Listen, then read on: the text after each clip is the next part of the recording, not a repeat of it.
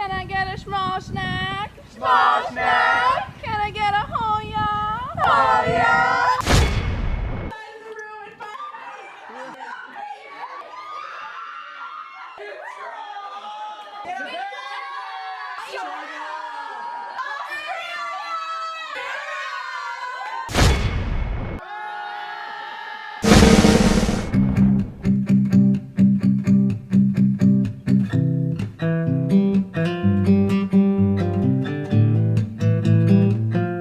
For the first 3 weeks of our outreach, we were in Prague in the Czech Republic, and we really got to connect with the girls that are running the YWAM base there. They were super helpful in helping set up different ministries, and we really got to partner with them in the different opportunities that they've already been doing in Prague. A couple of those ministries included helping out with homeless ministry, handing out free food and coffee and t-shirts to the people that were hanging out mostly by the train station. We also had some artistic opportunities in doing a workshop, an open mic, and doing worship out in the square. One of the main ministries that we did was helping out with Teen Challenge and the gypsy kids that are there.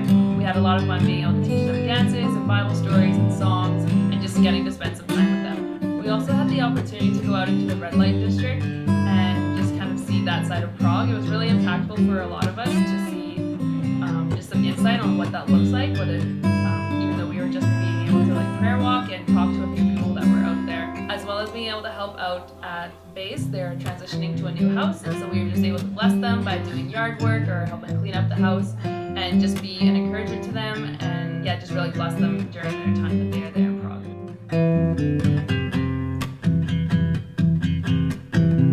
YWAM Ministries in Prague, and my favorite ministry was the homeless ministry that we did, where we just basically filled up a cart with food and coffee and clothes and handed it out to the homeless who just stayed around a public transport station. And yeah, we just were able to hand it out to them and just really invest in them and hear their stories. And I was always just amazed at how open everyone was, and they were just telling us all these insane stories, and we got to hear so much from them. Even though there was this ridiculous language barrier in Prague where we really couldn't understand anyone, they really couldn't understand us, and even our translators sometimes had problems.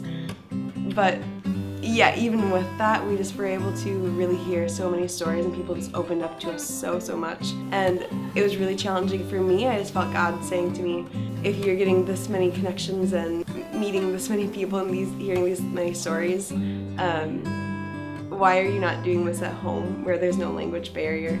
So it was just such an awesome opportunity to be able to just hear people's stories and just give them ears to hear their stories as well.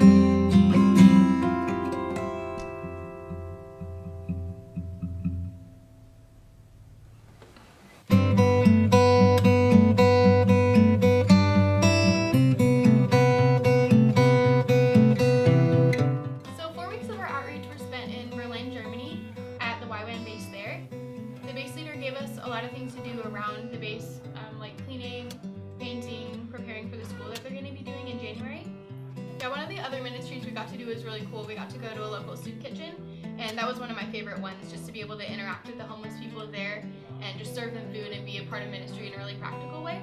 A couple evangelism opportunities we got to be involved in were connected with local churches. So one of them was out in a park, and we just got to go out and talk to people and worship openly and just have conversations with them, and that was really cool. Yeah, for me it was really cool to just be in Berlin and hear how God's been redeeming that city from just the history that it's come out of and all the good things that he's doing through the refugees that are coming in, and then hearing about Christ and being able to go back or just being able to get involved in the communities, and being a part of that was really cool. Yeah, when we were in Berlin, we had the opportunity to go to dinner with a refugee who was Christian from Afghanistan. He shared his testimony and told us what it was like coming from Afghanistan to Germany as a Christian and just what he went through. He also brought a friend who was not a Christian and didn't really know much about God, really had little experience with Christians and stuff, and we got to worship and pray for him, and he prayed for us, and it was really impactful just to see him start to tear up at the end and really just be so moved by our love for him. And over the next few weeks we were able to just love him and love his family at the refugee camps when we were volunteering with the kids. Yeah, he just really got to see what Christians were like and what it meant to really love God and love those around us. Yeah, it was so cool after the dinner over the next few weeks to just be able to see the impact we were having on him and his family as we got to serve in that same refugee camp with his children, just volunteering with the kids and just being able to love them and also love his family as they came from their homes to just hang out with us. And yeah, it was so cool to just see the impact that we had on him and how appreciative he was at the very end before we left.